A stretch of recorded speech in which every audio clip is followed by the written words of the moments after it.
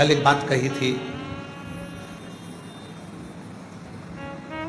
एक प्रदोष ऐसा होता है जिस प्रदोष में अगर प्रदोष काल में बेलपत्री का पौधा लगाया जाता है और उस बेलपत्री के पौधे के नीचे प्रत्येक प्रदोष में अगर दीप लगाया जाता है तो व्यक्ति एक जन्म तो क्या 71 जन्म तक भी कभी कंगाल नहीं होता, धन वैभव में बढ़ता चला। कौन सा प्रदोष है? कल बताया था पाटीदार जी। कौन सा प्रदोष? रवि प्रदोष। कौन सा प्रदोष? रवि प्रदोष। रविवार के दिन पड़ने वाला प्रदोष एक ऐसा प्रदोष होता है जिस प्रदोष में अगर प्रदोष काल के समय पर बेलपत्र के वृक्ष को लगाया जाता है और वो बेलपत्री का वृक्ष बढ़ता जाता है, उसी के नीचे प्रदोष की प्रदोष दीप लगाया जाता है, तो वो कभी कंगाल नहीं होने देता, कभी कंगाल। कभी आपकी वाणी से जो शब्द निकल रहे हैं, आप भगवान से जो प्रार्थना कर रहे हैं वो स्वीकार करेगा, ये निश्चय। अगर भरोसा है तो एक लोटा जल चढ़ाने कौन कौन जाता है? हाथ उठाओ जरा। सभी जाते हो? रखिए, प्रणाम। आपके चरणों को नमन है हमारी तरफ से।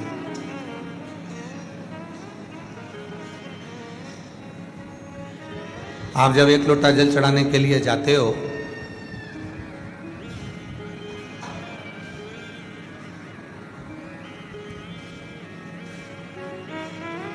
घर में से एक लोटा जल पानी भरते हो,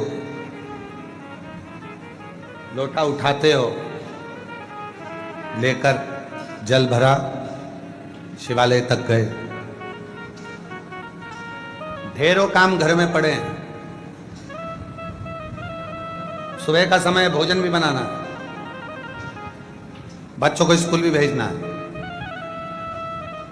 माता पिता को भी देखना है, घर के बुजुर्गों को भी देखना है, घर का झाड़ू पोछा भी पड़ा हुआ है, रसोई घर भी पड़ा हुआ है। सब काम करते करते करते करते बीच में से थोड़ा सा समय निकाला, लोटा भरा, दौड़ दर्शन करके मंदिर पहुंच गए, जल चढ़ा दिया। तुम्हें क्या लगा कि मैं शिव के मंदिर में जाकर जल चढ़ा कर आ गई?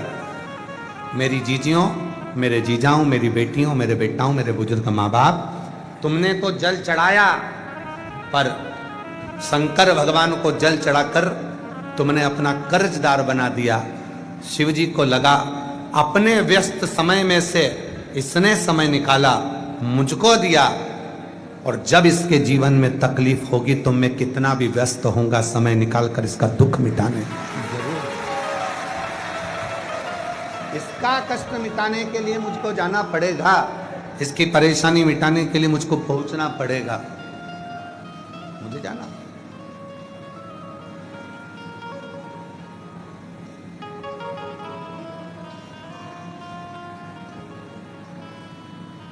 एक राजा शिकार करने के लिए गया, उसके साथ में सैनिक भी था, मंत्री भी था, दोनों है।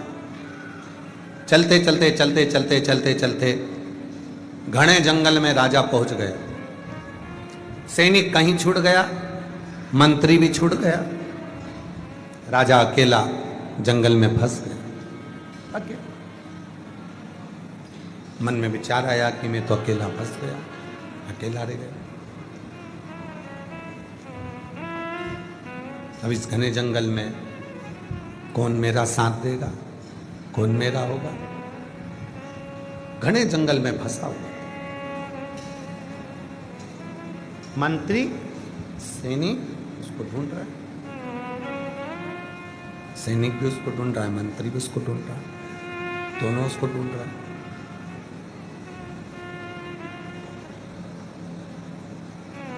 मंत्री भी उसको ढूंढ रहे हैं, सैनिक भी उसको ढूंढ रहे हैं।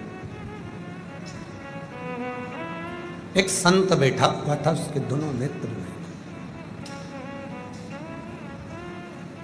संत के दोनों नेत्र नहीं है, बैठा था। सैनिक निकला वहां से और सैनिक निकलकर तुरंत चिल्लाकर बोला, क्यों रे अंधे, किसी को देखा है तूने या किसी के शब्द सुने यहां से जाते हुए? संत ने कहा मुझे नहीं मालूम, कोई नहीं गया। थोड़ी देर बाद वहां से मंत्री निकल कर गया। मंत्री ने कहा बाबा आपने किसी के जाने का शब्द सुना है क्या यहां से? बाबा बोले स्मरण।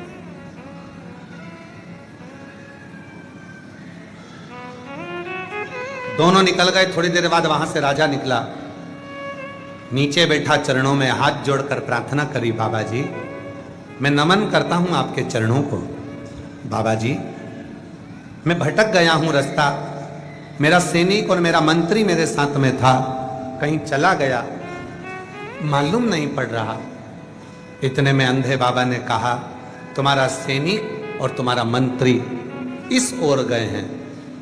राजा ने कहा बाबा जी आपके तो नेत्र नहीं है, फिर आप कैसे कह सकते हैं कि सैनिक और मंत्री इधर गए हैं? बाबा जी ने कहा एक व्यक्ति ने आकर मुझसे कहा था अरे ओ अंधे तूने किसी को जाते हुए सुना है? स्मरण किया? मैं समझ गया था ये कोई सैनिक हो सकता है। दूसरा आया था, उसने कहा बाबा जी आपने किसी को जाते हुए सुना है? मैं समझ गया था कि कोई मंत्री होगा। और एक आप हाथ जोड़कर प्रार्थना कर कर मुझसे पूछ रहे हो, मैं समझ गया आप राजा हो, वो सैनिक था, मंत्री था और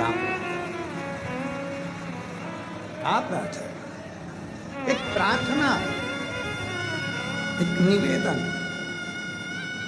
एक प्रार्थना, एक निवेदन करने का तरीका भी बता देता है। एक प्रार्थना, एक निवेदन करने का तरीका बता देता है कि शिव तक हमारी वाणी पहुंची कि नहीं पहुंची। प्रार्थना और निवेदन का तरीका बता देता है कि हमारी वाणी भगवान शंकर तक पहुंच रही है कि नहीं पहुंच रही। स्वतः स्वयं की स्तुति,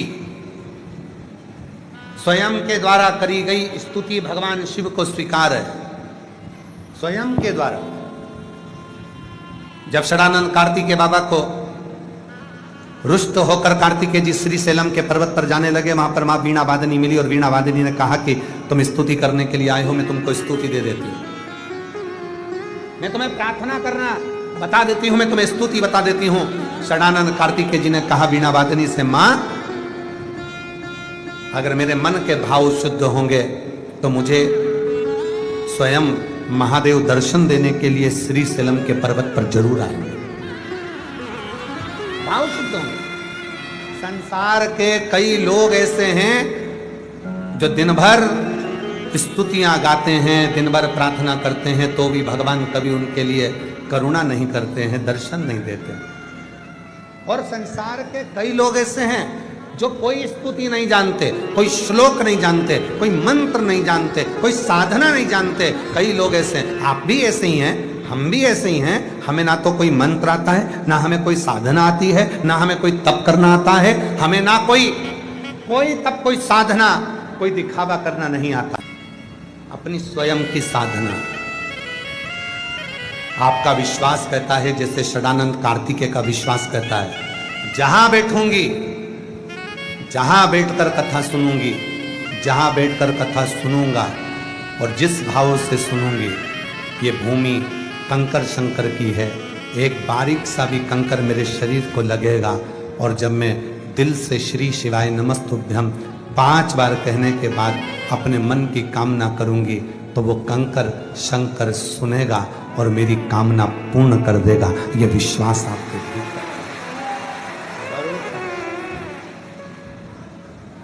ये विश्वास आपके भीतर। षडानंद कार्तिकेय जी ने माता वीणा वादनी से कह दिया, नहीं नहीं मुझे मंत्र नहीं चाहिए, मुझे साधना करना नहीं आता, मैं तप नहीं करूंगा। भगवान षडानंद कार्तिकेय जी कहते हैं, मैं तो केवल मेरे हृदय के भाव को शिव से कहूं, हृदय के,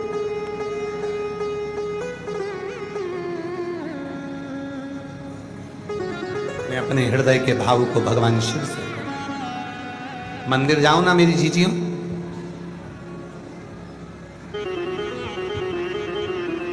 अगर मंदिर जाओ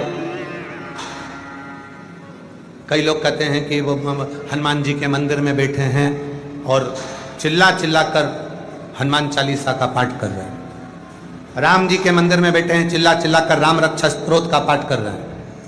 शिव के मंदिर में बैठे हैं, शिव चालीसा का पाठ चिल्ला चिल्ला कर रहे हैं। तांडव स्तोत्र का पाठ कर रहे हैं, चिल्ला चिल्ला कर आवाज लगा लगा कर पाठ कर रहे हैं।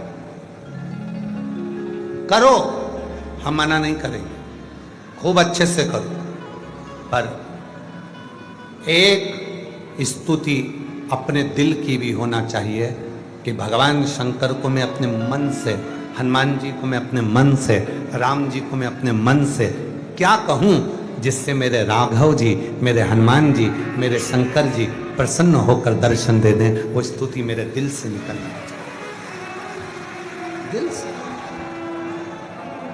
एक चरित्र आता है, एक बकरी चराने वाला, भेड़ चराने वाला भेड़ चराता था। आप लोगों के गांव में भी अगर भेड़ चराने वाले आते होंगे तो आप लोग देखते होंगे, भेड़ चराने वाला, बकरा बकरी चराने वाला, भेड़ चराने वाला रात्रि के समय पर सारी भेड़ों को एक जगह इकट्ठा कर लेता है, बैठ जाता है और रोज उसका नियम है, शाम का समय होता भेड़ों के पास में बैठकर भेड़ बकरी के छोटे छोटे मेमनाओं का, बच्चों का सिर में से, बाल में से जूं खींचता रहता, कीड़े निकालता रहता और कीड़े निकालते निकालते बोलता, ओ भगवान राम, जंगल में रहते रहते 14 वर्ष तक तुम्हारे भी बालों में कुछ ना कुछ तो पड़ गया होगा, एक बार तो मिल जाओ, तुम्हारे सिर के सारे बालों में से बीन कर जो भी होगा मैं निकाल दूंगा। वो बोलता और माँ जानकी को बड़ा अच्छा लगता कि कोई तो है जो तुम्हारे सिर में से जू निकालने की भी बात करता है, कोई तो।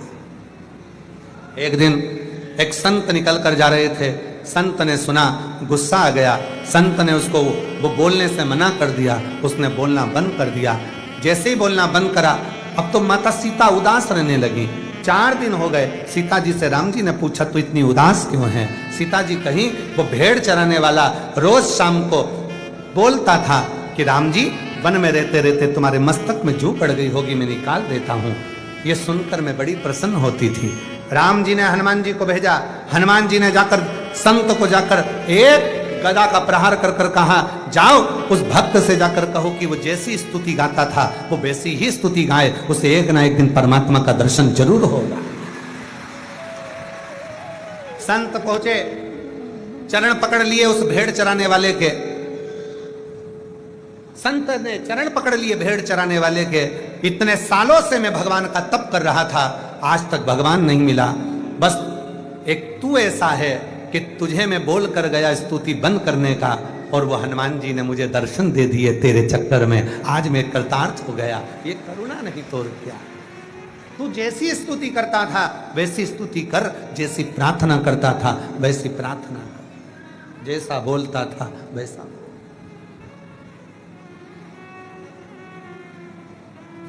एक स्तुति अपनी तरफ से होना चाहिए। शिव जी के मंदिर में जाओ तो अपनी तरफ से कोई भी स्तुति गाओ, कोई भी स्तुति तुम्हारा जो मन कर जाए। बच्चों जैसे, बच्चे देखें, दादी उठकर चली जाती है, बच्चे अगरबत्ती की तीली उठा लेते हैं और ऐसे घुमा घुमा के मुंह से बड़बड़ाते रहते हैं कुछ ना कुछ कुछ ना। अब उसको न मंत्र आता, न तप आता, न साधना आती, कुछ भी नहीं आता, बस वो तो उठाकर दादी जैसा कर रहा है, उसमें भी एक ना एक दिन मेरा शिव कृपा कर रहा है, ये निश्चित है। एक बड़ा सुंदर सा संवाद है शिव महापुराण का। चंचुला देवी अपने पति का अंतिम संस्कार कराकर काशी गई।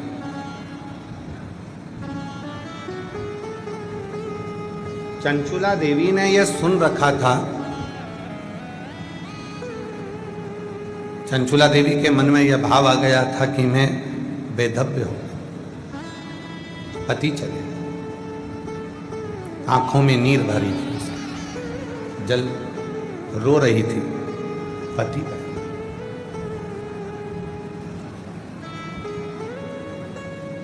काशी के गंगा घाट पे जाते जाते चंचुला देवी के कानों में शिव महापुराण की कथा का थोड़ा सा रस तत्व, कहीं कथा चल रही होगी तो उसके कानों में आ गया, उसके कानों में शब्द,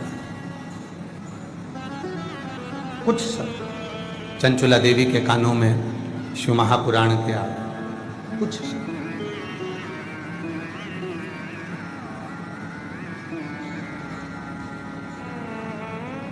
चंचुला देवी के मन में विश्वास जाग गया, अब मैं वेदव्य नहीं हूं। अगर मैंने शंकर भगवान की साधना करी है, शिव की उपासना करी है, तो ये पक्का है कि मैं मरने से पहले अखंड सौभाग्यवती होकर अपने पति के लोक में चली जाऊंगी, अपने पति के।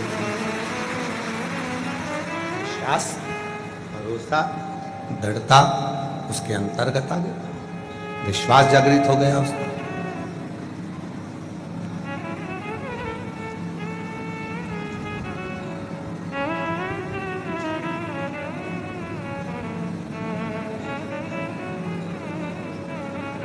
कितना सुंदर कहा है। जब चंचुला देवी बिंदु प्रेत योनि में पड़ गया और चंचुला देवी जब कथा सुनने के लिए बैठी, थोड़ा सावधानी से जितने भी ऑनलाइन कथा को सुन रहे हैं, फेसबुक यूट्यूब पर, आस्था चैनल पर कथा सुन रहे हैं, थोड़ा ध्यान लगाकर सुनो, सावधान।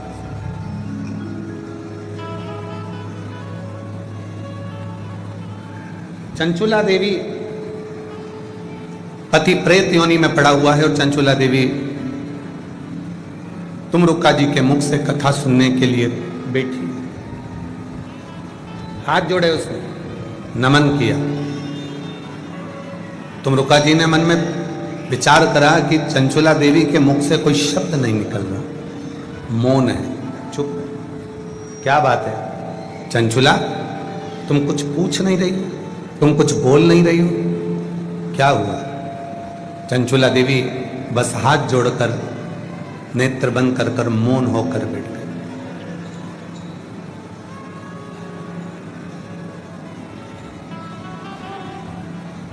मेरे मन की एक अभिलाषा है, बस वो अभिलाषा जिस दिन मेरी पूरी होगी, मैं जान जाऊंगी कि शिव कंकर कंकर में शंकर बनकर विराजमान है। मेरे मन की एक अभिलाषा, वो अभिलाषा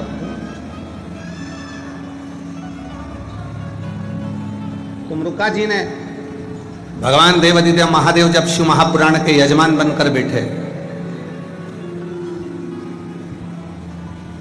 पाटीदार जी शिव पुराण में लिखा है, भागवत कथा के यजमान थे राजा परीक्षित, श्री रामचरितमानस के यजमान थे काशी नरेश, पर दुनिया की सारी पुराणों में केवल एक पुराण ऐसी है, शिव महापुराण, जिसका यजमान बना भी तो मेरा देवाधिदेव महादेव बना है, भगवान शिव। इसलिए पाटीदार जी 7 दिन तक जो यजमान बनकर बैठता है, हम उसको शंकर और पार्वती का ही स्वरूप मानते हैं। कहीं शिव जी ने कृपा कर कर आपको इस कथा का यजमान पद देकर विराजमान करा, और भगवान से प्रार्थना करना, जितने भी यहाँ पर बैठे हो और जितने ऑनलाइन कथा को सुन रहे हो, फेसबुक यूट्यूब पर सुन रहे हो, आस्था चैनल पर सुन रहे हो, बाबा से आज कथा के मध्य में ये प्रार्थना करना कि तुम मुझको ऐसी कृपा करना कि एक दिन मैं भी कथा का यजमान बनूं और बाबा की कृपा से कथा में जाकर ऐसी।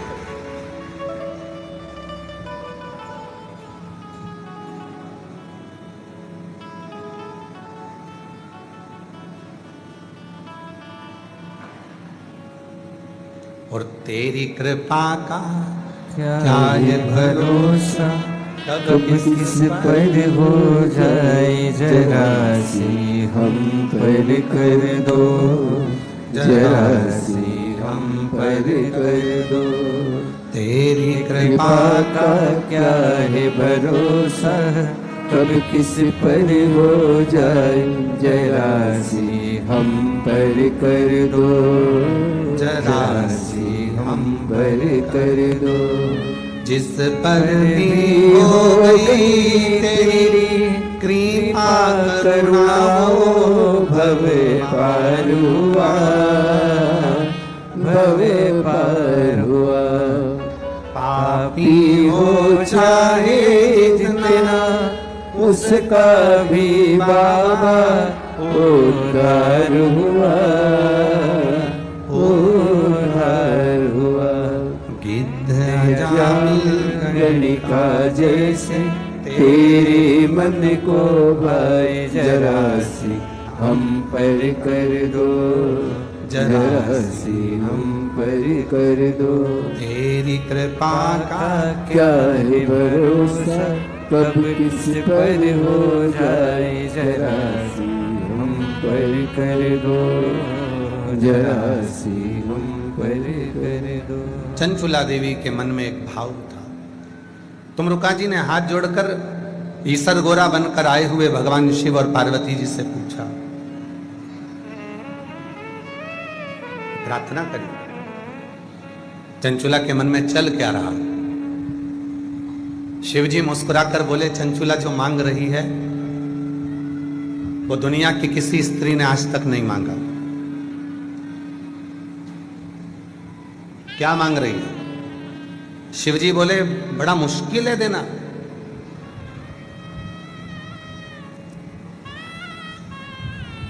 जो चंचुला मांग रही है वो संसार की कोई स्त्री ने, कोई पुरुष ने आज तक नहीं मांगा, और इस अवस्था में आने के बाद तो कभी नहीं मांगा। तुमरुका जी ने पूछा कि आप बताओ, मुझे तो मालूम पड़े कि शिव महापुराण की कथा सुनने वाली चंचुला देवी आखिर मांग क्या रही? शंकर जी कहने लगे, विधि के विधान को पलटना पड़ेगा, ब्रह्मा के लेख को पलटना पड़ेगा, संसार की रीत को बदलना पड़ेगा जो चंचुला मांग रही है। तो भगवान तुमरुका जी ने पूछा, मांग क्या रही है? तो कहा, चंचुला मांग रही है, भले में बेधव्य हो गई, पर मैं जब प्राणों को त्यागूं तो पति लोक में रहूं और सतियों के तीर्थ में निवास करूं। बस ऐसी प्रार्थना। जहां अखंड सौभाग्यवती सतियां रहती हैं, जहां सावित्री रहती है, जहां अनसुईया रहती है, जहां पार्वती रहती है, जहां सती रहती है, जहां ललिता रहती है, जहां स्वयं मां जगत जननी जगदम्बा अम्बा स्वयं निवास करती है, जिस सती लोक में लक्ष्मी रहती है, जिस सती लोक में पार्वती रहती है, जिस सती लोक में स्वयं ब्रह्माणी रहती है, जिस सती लोक में सावित्री अनसुईया अनेक अनेक संसार की सारी सतियां जिस लोक में निवास करती हैं, उस लोक में चंचुला कहती है कि मुझे जाना है, मुझे जाना, उस लोक में मेरा निवास होना चाहिए। पर ये तो बेधव्य हो गई, फिर उस लोक में कैसे रहेगी? शिव जी बोले, यही तो टेंशन है, विधि के विधान को पलटना पड़ेगा, ब्रह्मा के लेख को पलटना पड़ेगा, और अगर इसने कथा पूरी सुन ली तो फिर विधान पलटना ही पड़ेगा, और मुझे आखिरी में से पति के लोक में अखंड सौभाग्यवती बनाकर भेजना ही पड़ेगा।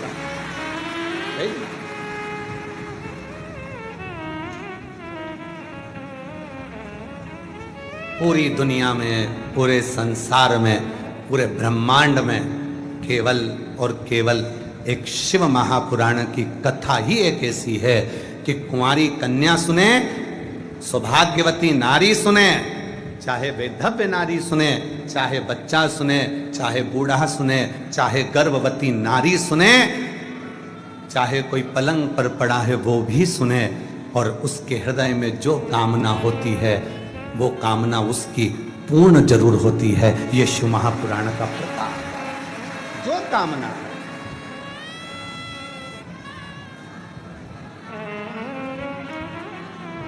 वही कामना मांगा है भोलेनाथ से वरदान। आप जितने बैठते हो सब बोला करो, क्योंकि कंकर शंकर की भूमि है।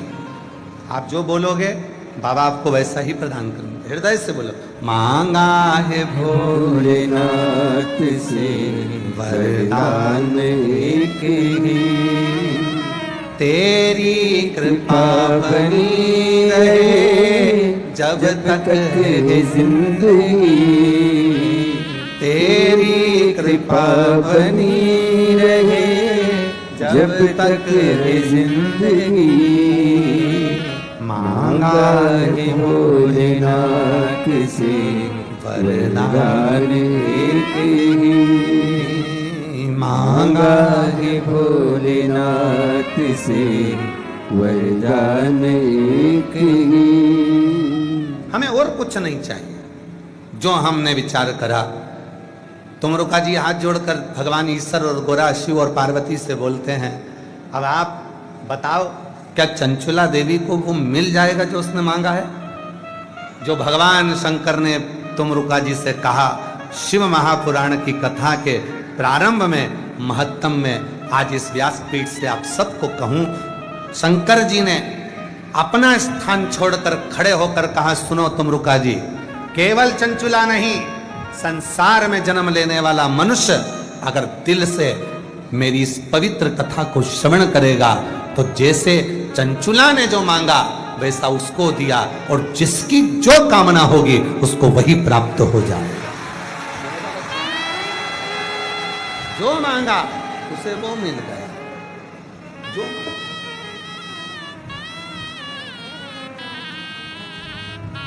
आप बस उसको दिल से पुकारे।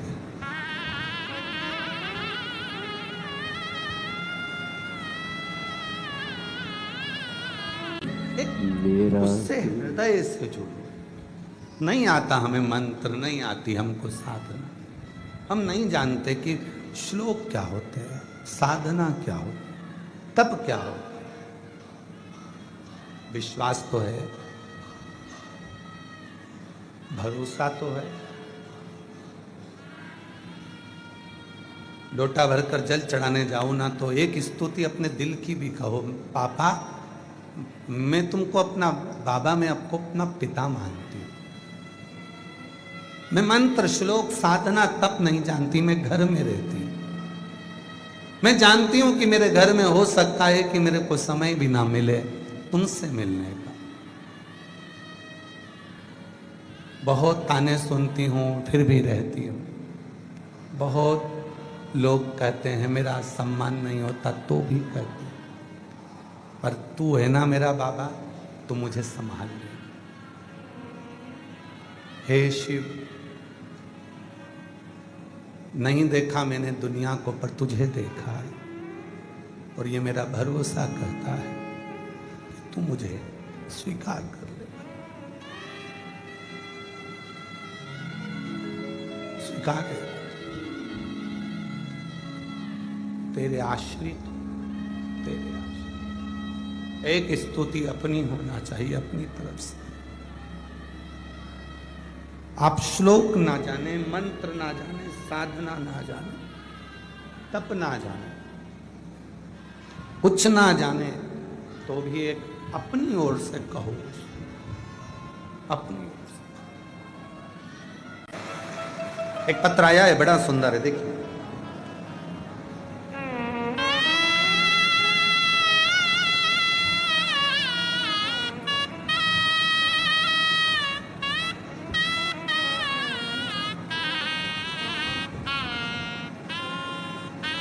प्रदोष के दिन दीपक लगाने का और प्रदोष की पवित्र आनंदमय भक्ति करने का, कुबेरेश्वर धाम पर बैठकर कथा श्रवण करने का, और कुबेरेश्वर धाम से अगर ऑनलाइन कथा मिल रही है तो अपने अपने घरों पर बैठकर सुनने का क्या फल होता है वो इस पत्र में। मेरा नाम राशमा राजपूत, जिला उत्तर प्रदेश, दुबग्गा मल्लपुर की रहने वाली हूँ। कहीं बैठी हैं आप ही हैं, आ जाओ, आ जाइए। मेरा नाम सुषमा राजपूत है, मैं उत्तर प्रदेश दुबग्गा मलपुर की रहने वाली हूँ। एक लोटे जल का क्या महत्व होता है अब हमको पता चला है। मेरे पति की किराए की दुकान में 10 साल से सरकारी ताला लगा था। 10 साल से सरकारी ताला लगा हुआ था, वजह से हम लोग बहुत परेशान थे। दुकान के बाहर मेरे पति नींबू, अदरक बेचते थे। उसी दुकान के बाहर जो 10 साल से जिस पे सरकारी ताला लगा है, उसके बाहर मेरे पति नींबू, अदरक बेचने लगे। हमारी परेशानियां इतनी बढ़ गई। उसी समय पर मेरी जेठानी हमको देखकर बोली, कि तुम्हारी दशा बहुत खराब हो रही है, कैसे क्या होगा? एक काम करो, मैंने टीवी पर देखा है वो सीहोर वाला बाबा कथा करता है, आस्था चैनल पर कथा आती है, बाबा की आस्था चैनल पर कथा आती है, सुना करो। फिर हमने कथा सुनना शुरू कर दिया, फिर आपके बताए हुए उपाय करने लगे और रोज मंदिर जाने लगे। सन 2023 में रुद्राक्ष महोत्सव में पहली बार आए और पहले दिन की कथा सुनी। फिर दूसरे दिन जब हमने रुद्राक्ष महोत्सव में पहले दिन की कथा सुनी, दूसरे दिन मेरे पति का फोन आ गया। उन्होंने बोला कि यहाँ पुलिस वाले बड़े क्रोध होकर कह कर गए हैं कि तुम्हें अब यहाँ दुकान नहीं लगाना है। देखो, तुम तो सीहोर का कहकर गई थी और कह रही थी कि सीहोर वाले बाबा की कथा सुनेंगे सब अच्छा होगा, पर अभी तो मेरे को पुलिस वालों ने यहाँ दुकान लगाने से मना कर दिया कि बाहर भी तुम दुकान नहीं लगा सकोगे। मैंने बोला आप परेशान मत हो, मैं कथा सुन रही हूं और यहां जितने लोग आए हैं कथा सुनने के लिए सब कहते हैं कि यहां से कोई खाली नहीं जाता। पुलिस वाले अगर मना कर रहे हैं कि दुकान मत लगाओ, तुम चिंता मत करो, तुम तो बाबा के भरोसे रहो, अपना ठेला रोज लेकर जाओ, मैं कथा पूरी सुनूंगी और मुझे मेरा बाप मेरी विदाई में कुछ ना कुछ जरूर देगा, मुझे भरोसा है। गुरुजी बाबा से रोज यहाँ कथा सुनती, कंकर शंकर की पूजा करती, उनसे विनती करती कि सरकारी ताला हट जाए। यहाँ से 7 दिन की कथा सुनकर घर गए। अगले दिन दुकान से मेरे पति आए और उन्होंने बोला कि तुम्हारे बाबा ने सुन लिया, कोई रुपया नहीं लिया और बाबा ने सरकारी ताला खोल दिया। और सरकारी ताला खुला। आज बाबा की ऐसी कृपा हो गई, जिस दुकान की कामना किराए से लेते थे आज वो खुद की हो गई और बाबा की कृपा से सारा बाबा ने संभाल लिया। गुरुदेव, लाइसेंस दूसरे का था दुकान का, आज बाबा ने वो खुद का बना दिया। थोड़ा नहीं देता बाबा, जब भी देता है छप्पर फाड़ कर देता है। वो शिव, वो उखड़ी, वो शंभू है, वो त्रिकालदर्शी है, वो कैलाशी है, वो कैलाशी। विश्वास किसको कहते हैं? भरोसा किसको कहते हैं?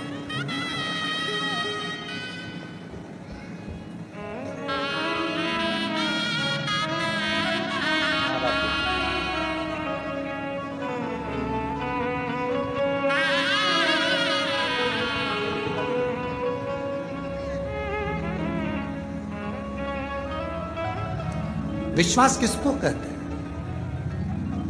उस बहन का भरोसा देखिएगा जो जिसके पति फोन कर कर कहते हैं अब तो कह दिया पुलिस वालों ने कि बाहर भी ठेला नहीं लगा सर,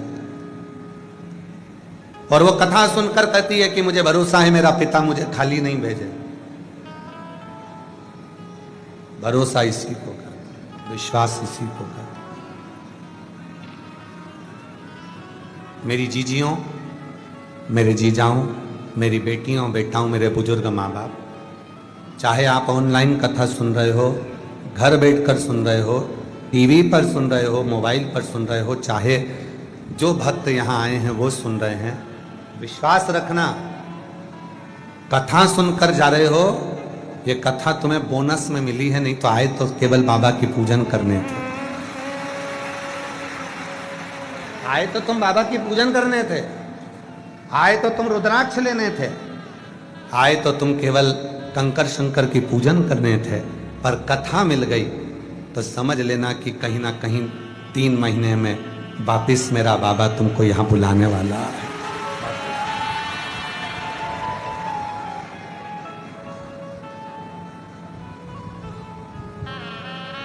मेरा तू ही हमदर्द है जैसे हर दर्द के देता हूँ, मेरा तू ही तो हमदर्द है जिसे हर दर्द कहता हूँ। दुनिया के आगे प्रभु चुपचाप में रहता हूँ,